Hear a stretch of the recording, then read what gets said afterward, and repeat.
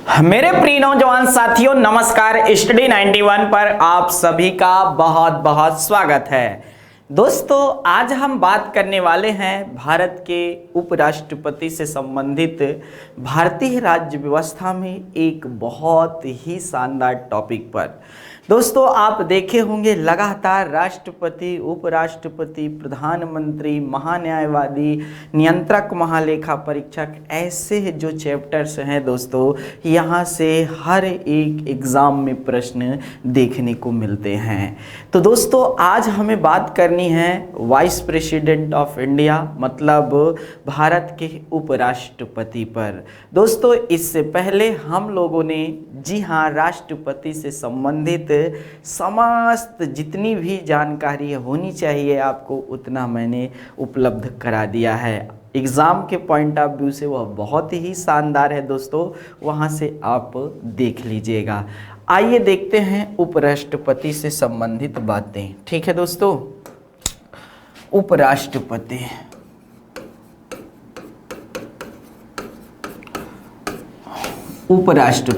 उपराष्ट्रपति को vice president कहा जाता है। वाइस प्रेसिडेंट कहा जाता है। अब देखिए दोस्तों, जो हमारे उपराष्ट्रपति होते हैं, पहली बात तो आप जानिए, जो देश के अंदर संवैधानिक पद दिए गए हैं, जो देश के अंदर संवैधानिक पद दिए गए हैं, जी हाँ दोस्तों, संवैधानिक पद क्या किए गए हैं, दिए गए हैं, उसमें यह दूसरा पद है। क्या है दोस्तों? दूसरा पद है। कहने का मतलब सेकंड स्थान पर स्थान रखता है। साथ ही आपको बता दें, जी हाँ दोस्तों, उपराष्ट्रपति जो होते हैं, भारतीय संविधान के अनुच्छेद 63 में, भारतीय संविधान के अनुच्छेद 63 में यह बात साफ लिखी है, यह बात का उल्लेख है, यह बात का उल्लेख है कि भारत का एक उपराष्ट्रपति होगा, भारत का एक उपराष्ट्रपति होगा। जी हाँ दोस्तों, ये बातें आपको पता होना चाहिए, भारत का एक उपराष्ट्रपति होगा। जी हाँ दोस्तों, ये सीधा सीधा कहता है आपका क्या, अर्थात अनुच्छेद 63 है। तो यह बात का उल्लेख है कि भारत का एक क्या होगा, उपराष्ट्रपति होगा। जी हाँ दोस्तों, तो भारत के जिस तरह अनुच्छेद 52 के तहत एक राष्ट्रपति होता है, उसी तरह अनुच्छेद 63 के तहत एक उपराष्ट्रपति होता है। ठीक है दोस्तों, यहाँ से ध्यान देने वाली बातें हैं। अब देखिए दोस्तों, अनुच्छेद 64 क्या कहता है। जी हाँ दोस्तों, अनुच्छेद 64 में अगर आप देखेंगे तो अनुच्छेद 64 में साफ साफ इस बात का उल्लेख है कि जी हाँ दोस्तों, जो उपराष्ट्रपति होंगे वह राज्यसभा के पदेन सभापति होंगे। उपराष्ट्रपति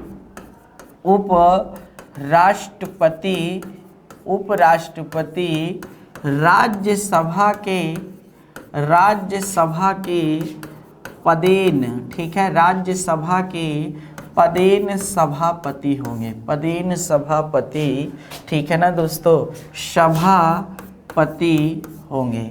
जी हाँ, ये बातें आपको पता होना चाहिए था कि नहीं। इस बात का उल्लेख कहाँ है, अनुच्छेद 64 में। साथ ही साथ कहीं कहीं अनुच्छेद 89 की धारा 1 में भी, जी हाँ दोस्तों, बातों का उल्लेख आ जाता है। लेकिन आपको यहाँ से अनुच्छेद 64 देखना है, पदेन सभापति। पदेन सभापति का मतलब क्या होता है? पदेन सभापति का मतलब ये होता है कि जो भी उपराष्ट्रपति का पद धारण करेगा वह अपने आप स्वयं राज्यसभा का क्या हो जाएगा, सभापति हो जाएगा। राज्यसभा का क्या हो जाएगा, सभापति हो जाएगा। यहाँ तो बातें बोलने की ज़रूरत ही नहीं है दोस्तों, याद रखिएगा। आइए दोस्तों, अब चलते हैं इनकी ही योग्यता के बारे में। क्या होनी चाहिए योग्यता, ठीक है ना दोस्तों, योग्यता क्या होनी चाहिए? तो अनुच्छेद 66 की धारा 3 में ही इनकी योग्यता के बारे में उल्लेख है। किसके? अनुच्छेद 66 की धारा 3 में योग्यता का उल्लेख है, एबिलिटी के बारे में बताया गया है कि क्वालिफाई क्या होनी चाहिए ना। जी हाँ दोस्तों, तो क्वालिफिकेशन क्या होनी चाहिए, ये सारी चीज़ें अनुच्छेद 66 की धारा 3 में कहा है। क्या कहता है अनुच्छेद 66 की धारा 3 है कि जी हाँ दोस्तों, भारत का नागरिक हो, क्या हो, भारत का नागरिक हो, ये तो हमेशा लिखा दिख रहा है आपको। साथ ही साथ जी हाँ, न्यूनतम आयु, ठीक है, न्यूनतम आयु 35 वर्ष हो, न्यूनतम आयु क्या हो, 35 वर्ष हो, ये बातें भी यहाँ पर लिखी हुई है। साथ ही दोस्तों याद रखिएगा, राज्यसभा का, ठीक है, राज्यसभा का सदस्य बनने की, ठीक है, राज्यसभा का सदस्य बनने की योग्यता रखता हो, राज्यसभा सदस्य बनने की योग्यता रखता हो, यहाँ से भी बातें निकल करके आती हैं। जी हाँ, तो राज्यसभा के सदस्य बनने की योग्यता रखता हो, और साथ ही साथ आपको पता होना चाहिए दोस्तों, जी हाँ, वह किसी भी सदन का सदस्य ना हो, वह किसी भी सदन का सदस्य ना हो, सदन का सदस्य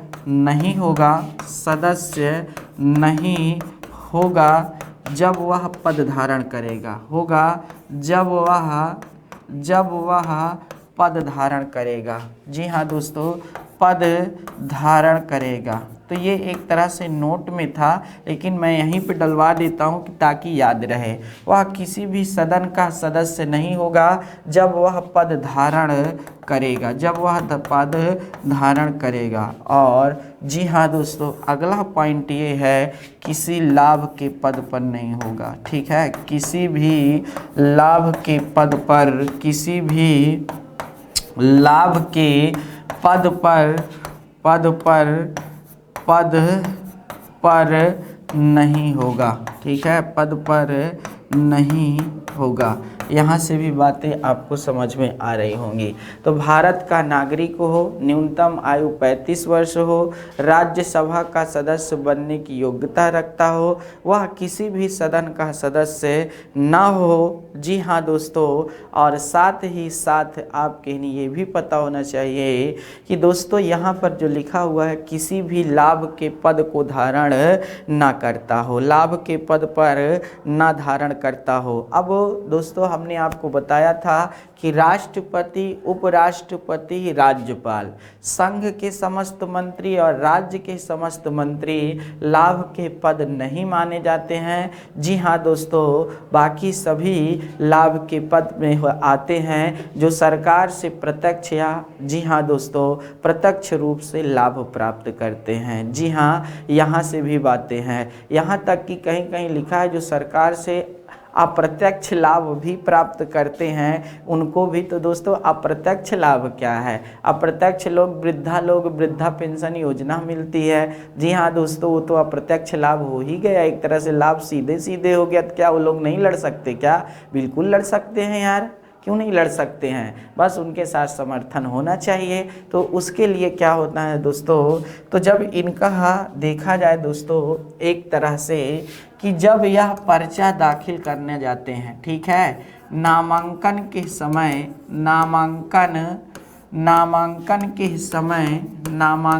समय क्या 50 प्रस्तावक 50 अनुमोदक राष्ट्रपति के लिए चाहिए थे।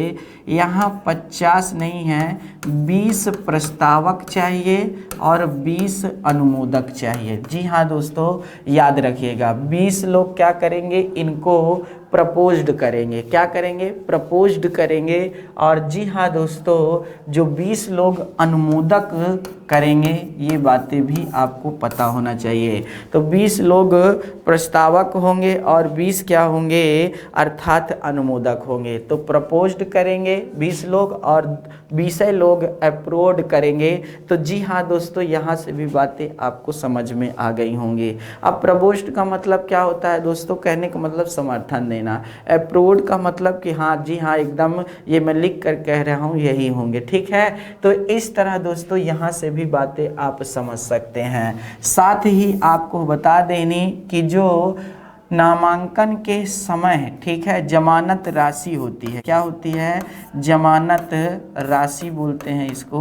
जमानत राशि जो जब्त की जाती है, तो आपने देखा होगा राष्ट्रपति के समय 15,000 रुपये जमानत राशि के तौर पर जमा की जाती है आरबीआई या सरकारी खजाने में, ठीक है। सरकारी खजाने में क्या होती है, जमा कराई जाती है। तो क्या उपराष्ट्रपति के समय भी जमानत राशि का उल्लेख है? जी हाँ दोस्तों, कॉशन मनी का उल्लेख है। इसको जमानत राशि को इंग्लिश में याद रखिएगा, कॉशन मनी कहा जाता है, ठीक है, याद रखने वाली बातें हैं। तो इस तरह दोस्तों आपके लिए यहाँ से भी बातें समझना चाहिए। उपराष्ट्रपति के लिए भी जमानत राशि 15,000 रुपये है। कितना है, 15,000 रुपये ही है। और जब यह भी क्या है, कुल मतदान का 1/6 मत प्राप्त नहीं करेगा जो भी प्रत्याशी, जी हाँ दोस्तों, वह क्या हो जाएगा, उसकी जमानत राशि जब्त हो जाएगी। 1/6 अगर मत नहीं प्राप्त करते हैं तो उनकी जमानत राशि जब्त हो जाती है। इस तरह की बातें भी हैं। आइए दोस्तों आगे देखते हैं निर्वाचक मंडल, कौन कौन भाग लेता है निर्वाचन में, ठीक है। निर्वाचक मंडल, निर्वाचक मंडल, तो दोस्तों आपको पता होना चाहिए पहली बात कि इनका निर्वाचन की विधि, ये पहले नोट करिए, पहले निर्वाचन विधि नोट करिए तब सही रहेगा।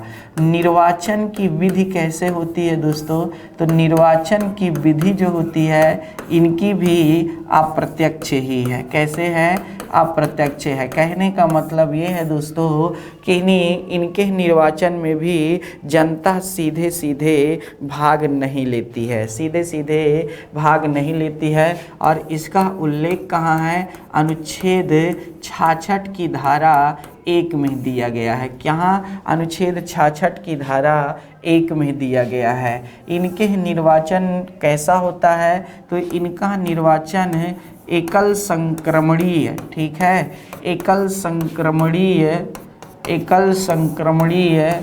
आनुपातिक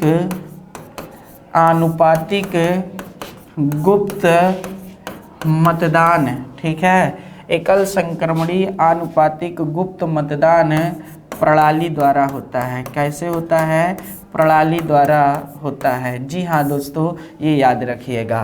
भारतीय संविधान में एक संशोधन हुआ था, 11वां संविधान संशोधन हुआ था। कब हुआ था दोस्तों, 1961 में 11वां संविधान संशोधन,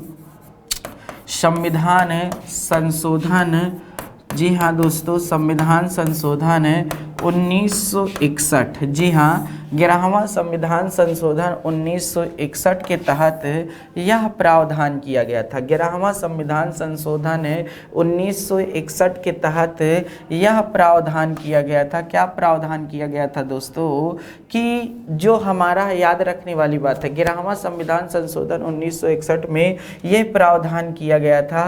क्या प्रावधान किया गया था, कि जो पहले राष्ट्रपति का निर्वाचन होता था, जो राष्ट्रपति का निर्वाचन होता था, वह, जी हाँ दोस्तों, दोनों सदनों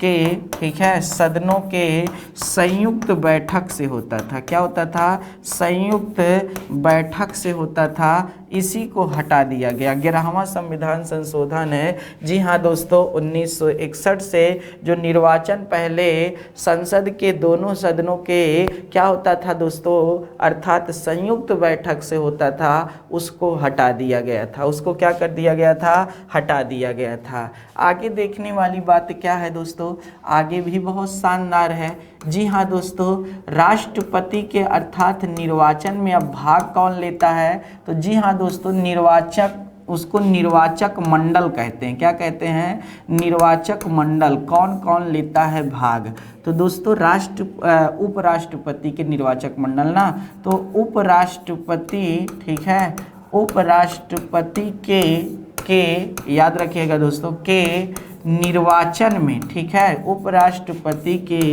निर्वाचन में संसद के दोनों सदनों के, संसद के दोनों सदनों के,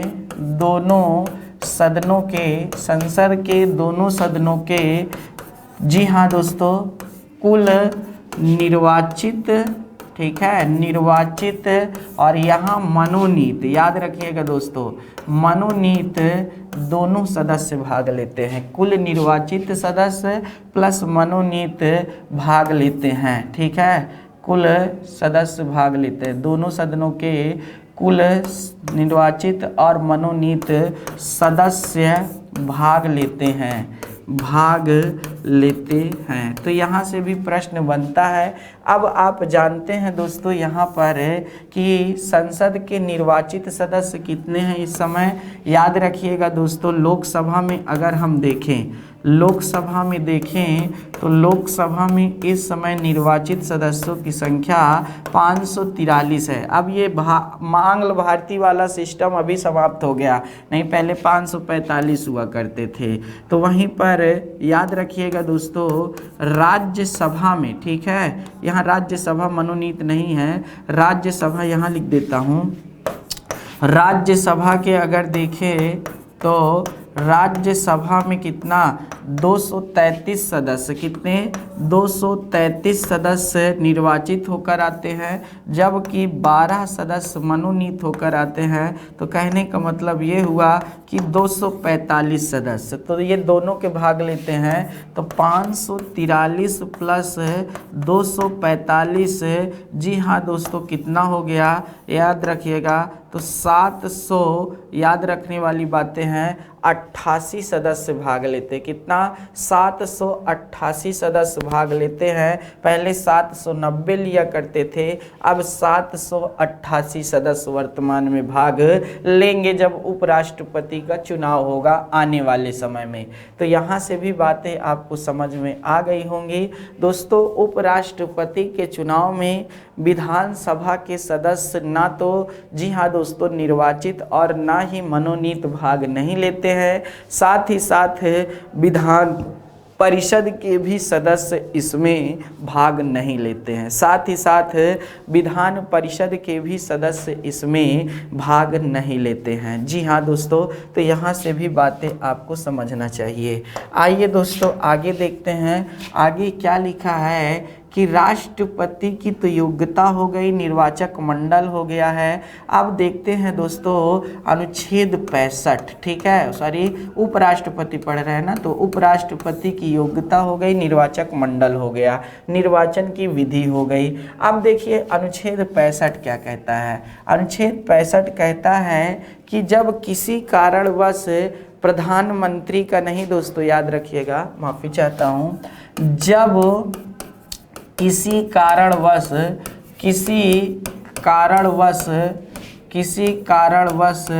राष्ट्रपति का पद, ठीक है, राष्ट्रपति का पद रिक्त हो जाए, जब किसी कारणवश राष्ट्रपति का पद रिक्त हो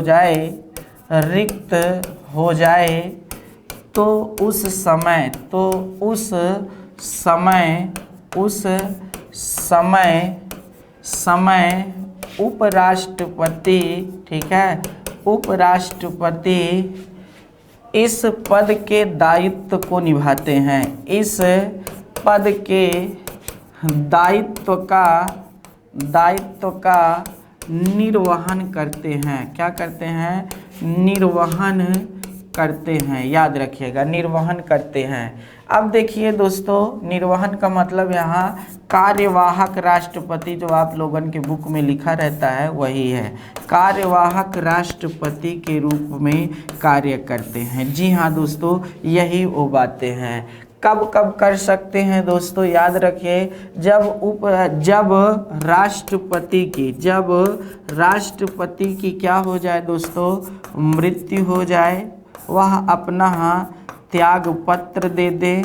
किसको? उपराष्ट्रपति को त्याग पत्र देता है राष्ट्रपति, ठीक है ना दोस्तों। या फिर महाभियोग के कारण, याद रखिएगा दोस्तों, वह हट जाएं, या फिर अस्वस्थ हों, जी हाँ दोस्तों, अस्वस्थ हों, और फिर उसके बाद आप कहीं देश विदेश की यात्रा पर गए हों, ज़्यादा बड़ी यात्रा पर, तो उस समय भी अपने पूरे, जी हाँ दोस्तों, कार्यों को उपराष्ट्रपति को सौंप देते हैं। ऐसा कब हुआ था दोस्तों? यह 1960 में हुआ था। कब? 1960 में, जब हमारे देश के राष्ट्रपति हुआ करते थे डॉक्टर राजेंद्र प्रसाद जी। तो वह क्या किए थे दोस्तों? 15 दिनों के लिए विदेशी यात्रा पर गए थे। और कहाँ गए थे? तो सोवियत संघ गए थे। कहाँ गए थे? सोवियत संघ। तब उस समय वह अपने कार्यों का दायित्व डॉक्टर सर्वपल्ली राधाकृष्णन को देकर गए थे। डॉक्टर सर्वपल्ली राधाकृष्णन को देकर के गए थे, याद रखिएगा। तो कार्यवाहक राष्ट्रपति के रूप में कार्य करते हैं। दोस्तों आपको पता होगा कि मृत्यु के बाद, जी हाँ दोस्तों, जैसे जाकिर हुसैन जी जब अपने पद पर थे तभी इनकी मृत्यु हो गई थी। कब? 1969 में, जी हाँ दोस्तों। तब देश के उस समय उपराष्ट्रपति हुआ करते थे बीवी गिरी, जी हाँ दोस्तों, बीवी गिरी जी हुआ करते थे। और बीवी गिरी जी क्या किए थे? इस पद का निर्वहन किए थे। इस पद का क्या किए थे? निर्वहन किए थे। याद रखने वाली बातें हैं, अभी आगे इसके बारे में और बताया जाएगा। तो यहाँ से भी आपने देख लिया कि यह कितना महत्वपूर्ण पार्ट से है, तो इसको नोट कर लीजिए, बहुत शानदार है। ठीक है दोस्तों, आगे चलते हैं, आगे ध्यान देते हैं, बहुत शानदार बातें हैं। ठीक है, चलिए दोस्तों आगे देखते हैं। जी हाँ दोस्तों, अगर उपराष्ट्रपति, ठीक है, अगर उपराष्ट्रपति के निर्वाचन से संबंधित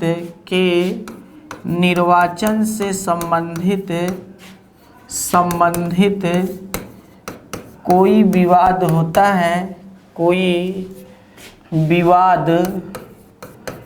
विवाद होता है, तो इसकी सुनवाई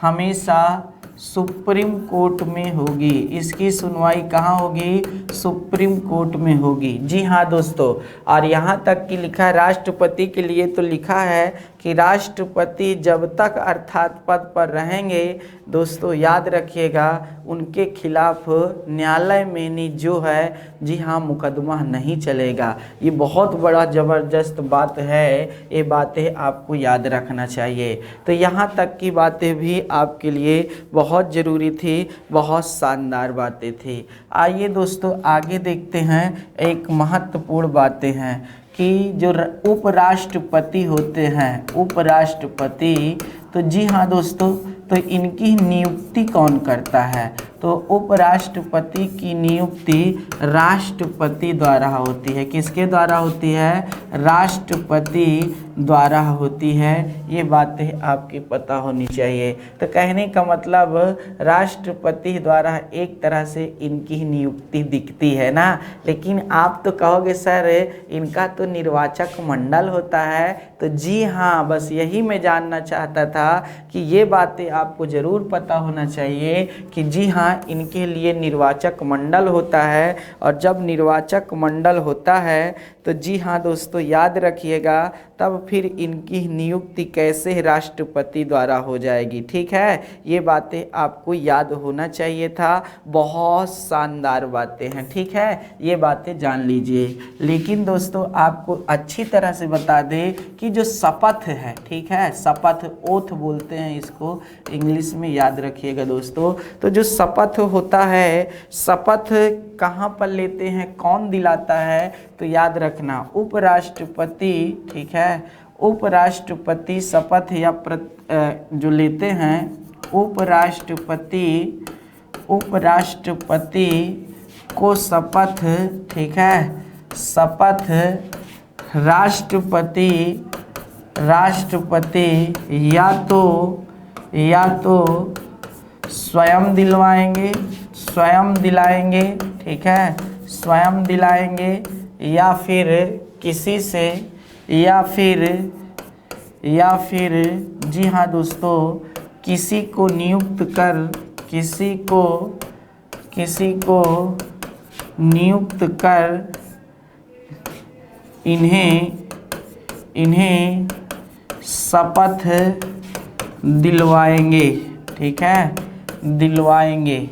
अब देखिए दोस्तों, जो शपथ दिलवाएंगे, याद रखिएगा, जो उपराष्ट्रपति होते हैं वह अपने पद को धारण करने से पहले जो शपथ या प्रतिज्ञा लेते हैं वह क्या रख लेते हैं, याद रखिएगा दोस्तों, वह लेते हैं संविधान के प्रति श्रद्धा और निष्ठा की शपथ लेते हैं। जी हाँ दोस्तों, यह किसकी शपथ लेते हैं? संविधान के प्रति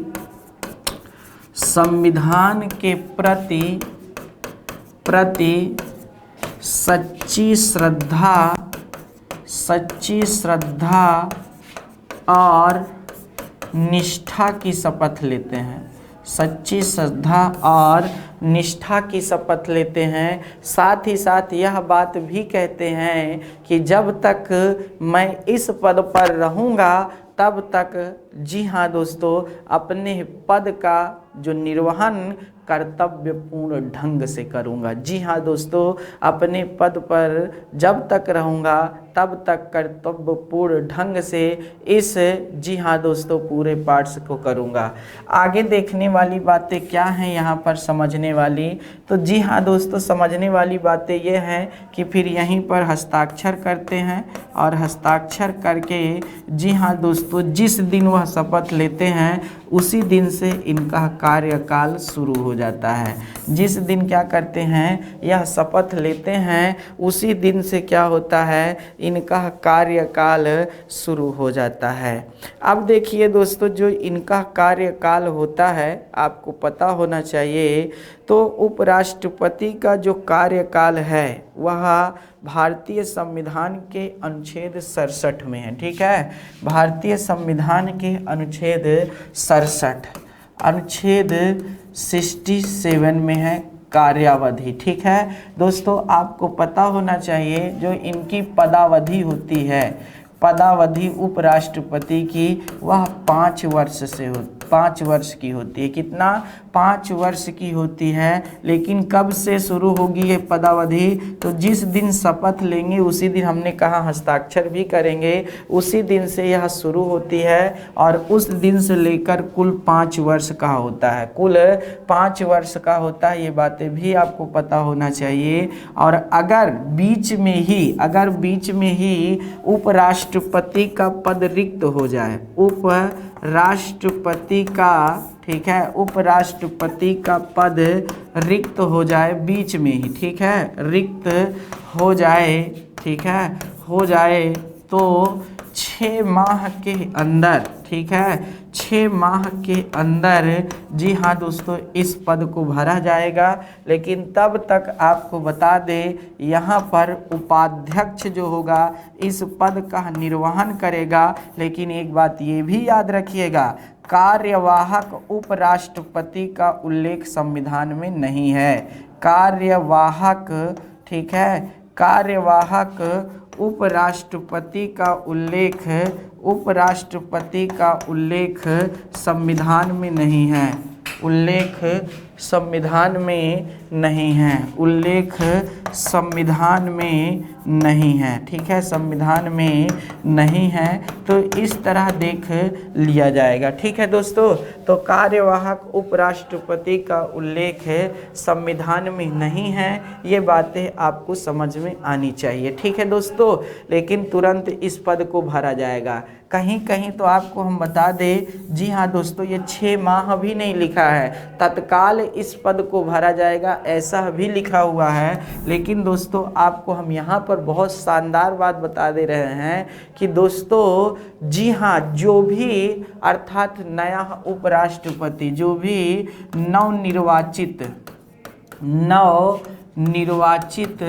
उपराष्ट्रपति आएगा, ठीक है, उपराष्ट्रपति पद को धारण करेगा, पद को धारण करेगा, ठीक है, धारण करेगा, वह पूरे 6 वर्ष के लिए नहीं, पूरे 5 वर्ष के लिए पद को धारण करेगा। यहाँ पर उपचुनाव का उल्लेख नहीं है, यहाँ पर क्या है, उपचुनाव का उल्लेख नहीं है। तो इस तरह दोस्तों आप ध्यान दीजिएगा। और जो उपराष्ट्रपति क्या होते हैं, शपथ लेते हैं, उसका उल्लेख अनुसूची 3 में नहीं है, उसका उल्लेख अनुसूची 3 में नहीं है, यहाँ से भी देख लीजिएगा। आइए दोस्तों आगे करते हैं बातें वेतन व भत्ते, ठीक है, वेतन व भत्ते। तो दोस्तों याद रखिएगा वेतन व भत्ते क्या हैं इनके।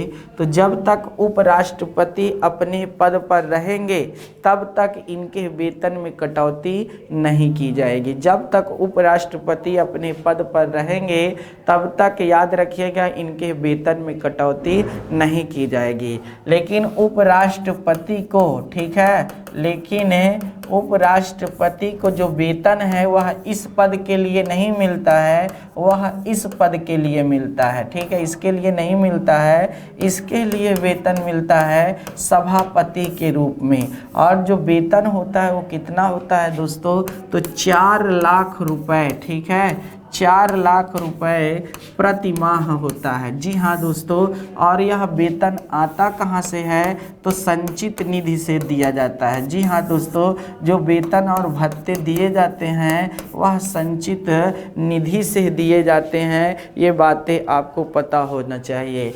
पहले क्या था दोस्तों, पेंशन का उल्लेख नहीं था, लेकिन 1997 से भैया पेंशन का भी उल्लेख कर दिया गया है। किसका, पेंशन का भी उल्लेख कर दिया गया है। ये बातें आपको ध्यान देने वाली बातें हैं, ठीक है दोस्तों। तो इस तरह आप यहाँ से भी आप समझ सकते हैं यह सारी बातें जो हमने एक एक करके की हैं, ठीक है। अब देखिए दोस्तों इनको पद से हटाया कैसे जाता है।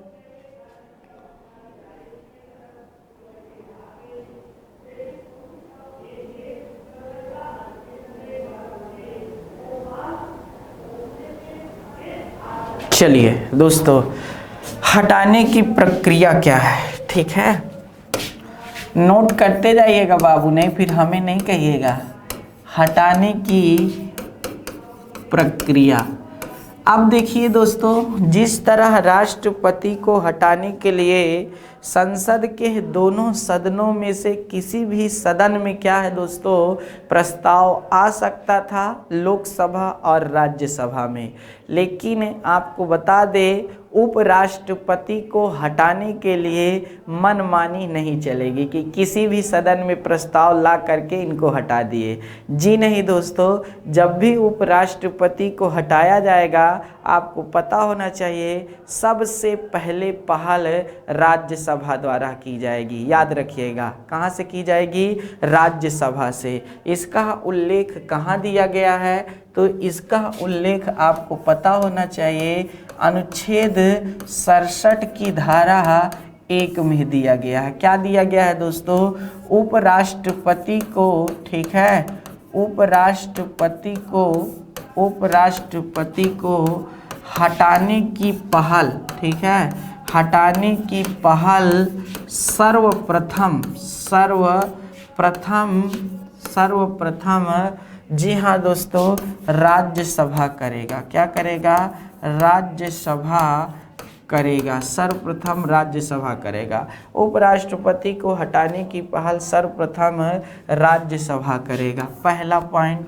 दूसरा पॉइंट इसी में दोस्तों, जब ये पहल करेगा तो सर्वसम्मति से, ठीक है, जी हाँ दोस्तों, एक तरह से बहुमत से प्रस्ताव पारित करेगा। क्या, सभी सदस्यों के बहुमत से हटाने से संबंधित प्रस्ताव पारित किया जाएगा, ठीक है दोस्तों, हटाने संबंधी। जी हाँ दोस्तों, जी हाँ, सभी सदस्यों के बहुमत से प्रस्ताव पारित किया जाएगा, प्रस्ताव पारित किया जाएगा, प्रस्ताव पारित किया जाएगा, ठीक है, किया जाएगा। अब वहाँ पर 2/3 का उल्लेख नहीं है, याद रखिएगा, किया जाएगा। अब देखिए दोस्तों, लेकिन जब भी यह प्रस्ताव आएगा, जब भी हटाने का प्रस्ताव आएगा, उससे 14 दिन पहले, ठीक है, उपराष्ट्रपति को अपनी बात रखने की पूरी छूट है दोस्तों, याद रखिएगा, वह अपनी बात रख सकते हैं। साथ ही साथ आपको हम बताना चाहते हैं दोस्तों,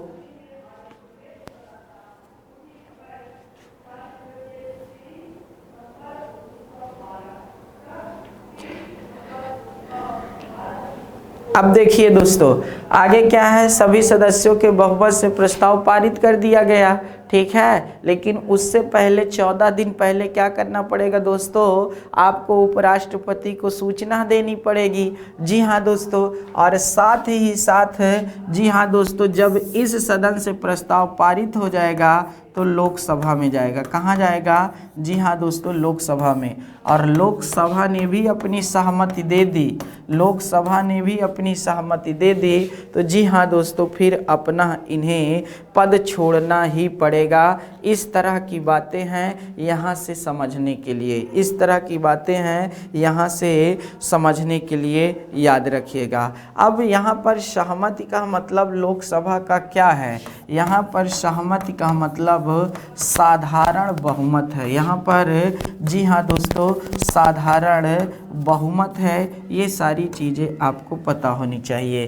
तो इस तरह दोस्तों आपने भी देखा कि यह कितना महत्वपूर्ण पार्ट्स था, जिस पर हम लोगों ने एक एक करके बातें की। तो नोट कर लीजिए दोस्तों, यहाँ से भी बातें बहुत मधुर आती हैं, कई बार प्रश्न पूछे जाते हैं, तो इनको भी नोट करना बहुत ज़रूरी है। ठीक है दोस्तों, इनको भी नोट करना। थोड़ा मैं 1 मिनट पानी पी लेता हूँ।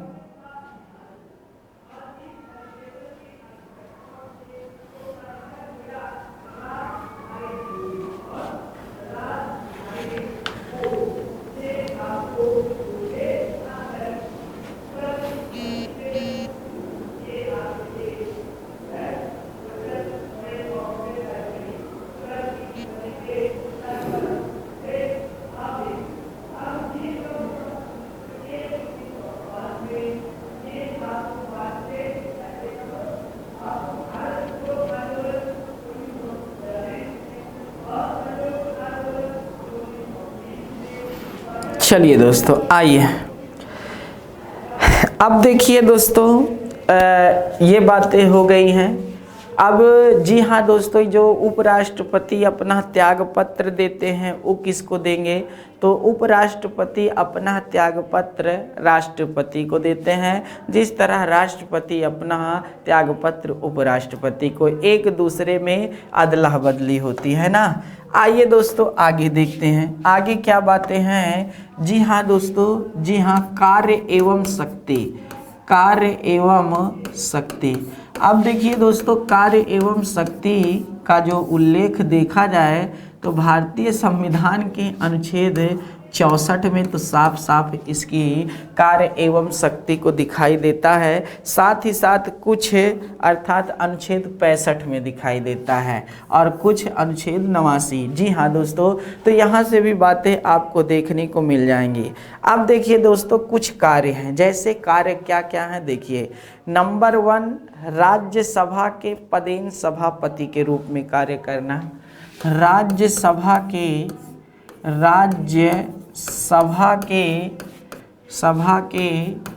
पदेन सभापति के रूप में कार्य करना। पदेन सभापति के रूप में कार्य करना, जी हाँ दोस्तों, पहला पॉइंट है राज्यसभा के पदेन सभापति के रूप में कार्य करना। नंबर 2, जी हाँ दोस्तों, यहीं पर अगला पॉइंट ये होता है कि जी हाँ, राज्यसभा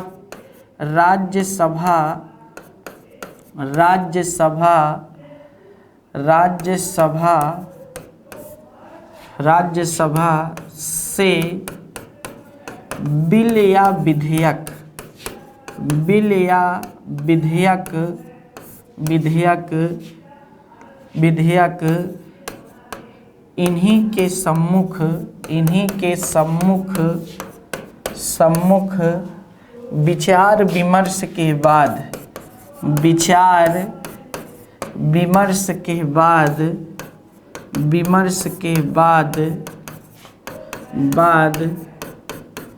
पारित होता है। ठीक है ना दोस्तों। तीसरा पॉइंट क्या है, राज्यसभा के पदेन सभापति के रूप में कार्य करना पहला। दूसरा है राज्यसभा से बिल या विधेयक इन्हीं के सम्मुख विचार विमर्श से पारित होना। जी हाँ दोस्तों, सभा द्वारा पारित विधेयक पर हस्ताक्षर करना। ठीक है दोस्तों, हस्ताक्षर करना। साथ ही याद रखना दोस्तों, राज्यसभा के सदस्यों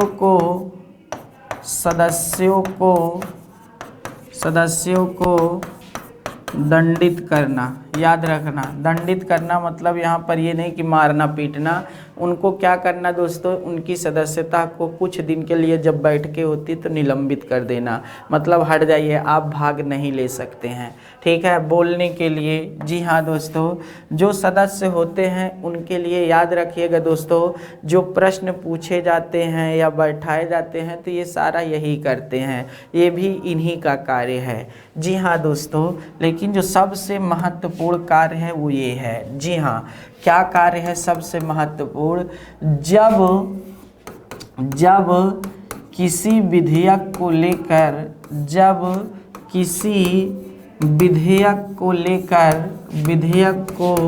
लेकर पक्ष और विपक्ष, ठीक है, पक्ष और विपक्ष के मत बराबर पड़े तो उपराष्ट्रपति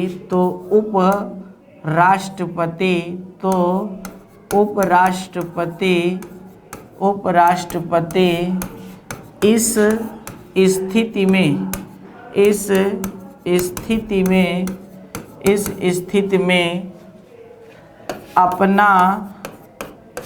अपना निर्णायक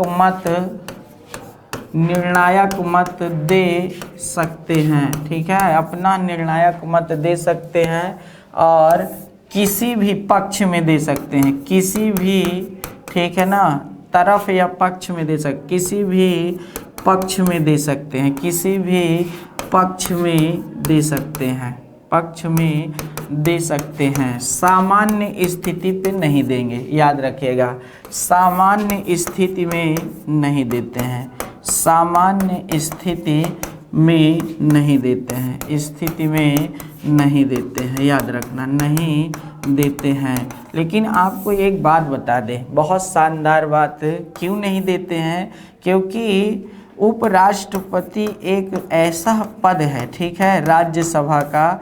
जी हाँ दोस्तों, राज्यसभा एक ऐसा सदन है, राज्यसभा एक ऐसा सदन है जिसका अध्यक्ष कह लो या फिर सभापति कह लो, दोनों एक ही है। जी हाँ दोस्तों, उसका सदस्य नहीं होता, सदस्य नहीं होता। क्यों? क्योंकि उपराष्ट्रपति राज्यसभा के सदस्य नहीं होते हैं, इसलिए यह सामान्य स्थिति में मत नहीं कर सकते हैं, इसलिए यह सामान्य स्थिति में क्या है, मतदान नहीं कर सकते हैं। तो इस तरह दोस्तों आप इनको देख सकते हैं, बहुत शानदार बातें हैं। अच्छा, एक बात और हम आपको बताना चाहते हैं, जब कोई अर्थात सदस्य सभा के अंदर, जी हाँ दोस्तों, जो संसदीय भाषा है उसका प्रयोग नहीं करता, जो संसद के अंतर्गत भाषाएं प्राप्त हैं, तो उस पर रोक भी जी हाँ दोस्तों उपराष्ट्रपति लगा सकते हैं। पहला पॉइंट। दूसरा पॉइंट ये है दोस्तों, जब उपराष्ट्रपति राष्ट्रपति के रूप में कार्यवाहक कार्य करेंगे तो उस समय जी हाँ दोस्तों जितनी सारी शक्तियाँ होंगी, जितने सारे वेतन या भत्ते होंगे दोस्तों, वह सब क्या है राष्ट्रपति के बराबर प्राप्त होंगे। दूसरी बात, उस समय जो वह कानून बनाएंगे वह भी राष्ट्रपति के बराबर ही मान्य होंगे। ठीक है दोस्तों, तो इस तरह आपको यहाँ से भी समझना चाहिए था, जानना चाहिए था। आइए दोस्तों कुछ उपराष्ट्रपतियों से संबंधित जो फैक्ट्स हैं उनको देख लेते हैं। ठीक है ना दोस्तों। जी हाँ, देश के पहले उपराष्ट्रपति, देश के पहले उपराष्ट्रपति कौन थे भैया? तो डॉक्टर सर्वपल्ली राधाकृष्णन, डॉक्टर सर्वपल्ली राधाकृष्णन।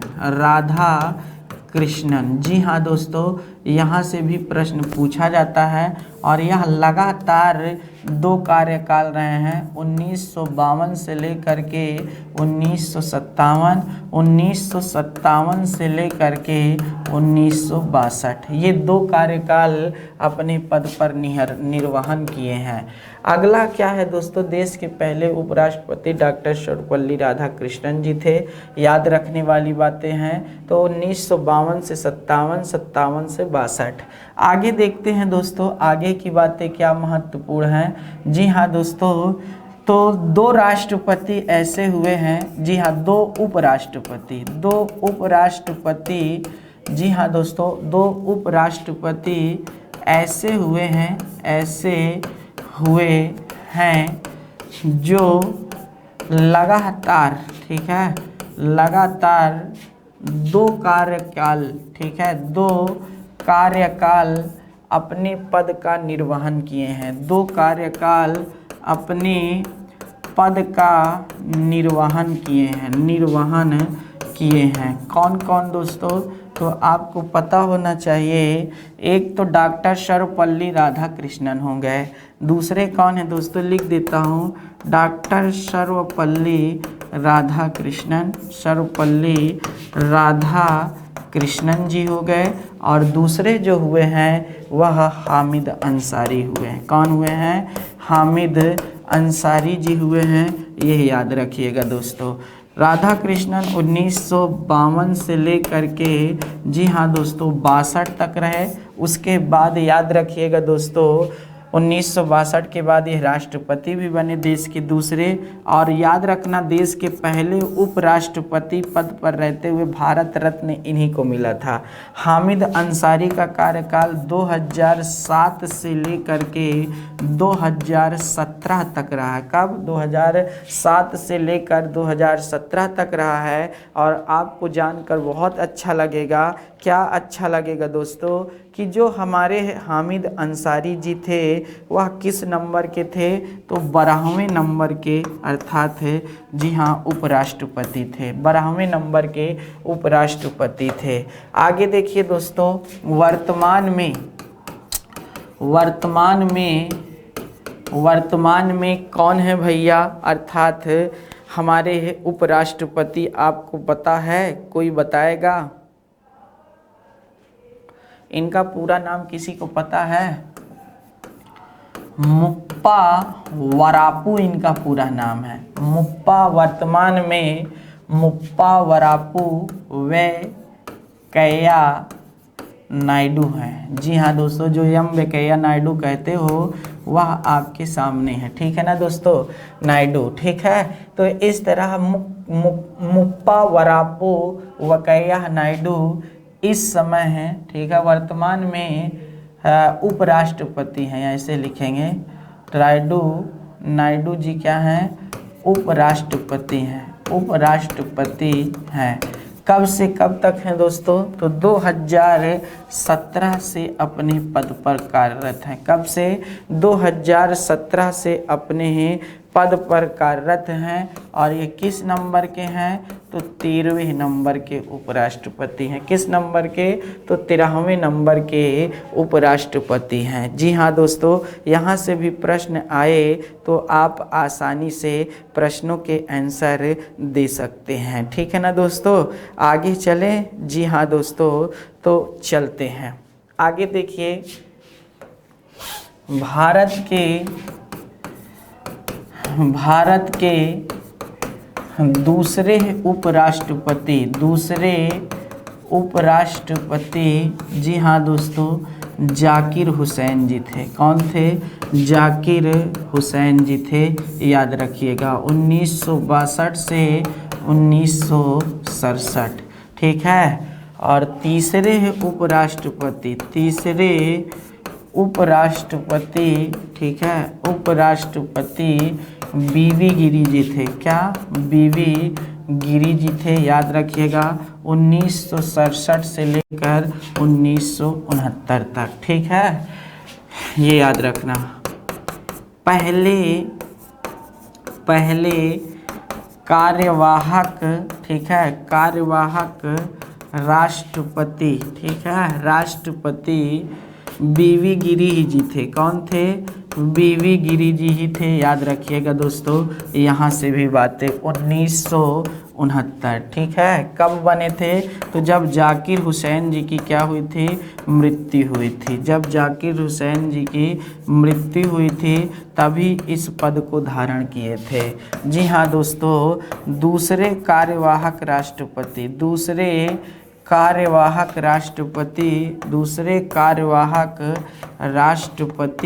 ठीक है, राष्ट्रपति।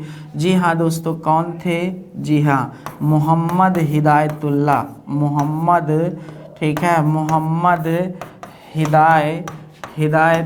थे, याद रखिएगा। मोहम्मद हिदायतुल्लाह थे। और आपको बता दें, तीसरे कार्यवाहक राष्ट्रपति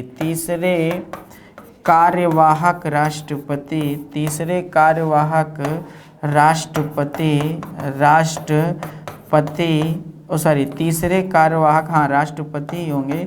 तीसरे कार्यवाहक राष्ट्रपति बीडी जत्ती साहब थे। कौन थे? बीडी जत्ती जी थे। यहाँ से भी देख लीजिए कब बने थे? तो 1977 में बने थे। तो यहाँ से भी प्रश्न आए तो इनका भी आंसर आपके पास होना चाहिए था, जानना चाहिए था। ठीक है दोस्तों, तो ये था पूरा पार्ट अपने आप में बहुत शानदार, जो हमने हर एक बात पर चर्चा की। अभी तक कोई भी महिला क्या है दोस्तों, अर्थात है, जी हाँ दोस्तों, इस पद को धारण नहीं की है। इस पद को अभी तक कोई महिला धारण नहीं की है। तो यहाँ से भी प्रश्न आते हैं, इनको अच्छे से देख लीजिएगा। तो दोस्तों, ये था पूरा हमारा आज का सेशन। हमने बहुत शानदार तरीके आपके सामने हर एक बात को प्रस्तुत किया। तो आज दीजिए यहीं पर इजाज़त। उपराष्ट्रपति से संबंधित यह समस्त जितनी बातें थी हमने आपको बताने का प्रयास किया। बहुत बहुत धन्यवाद। जय हिंद।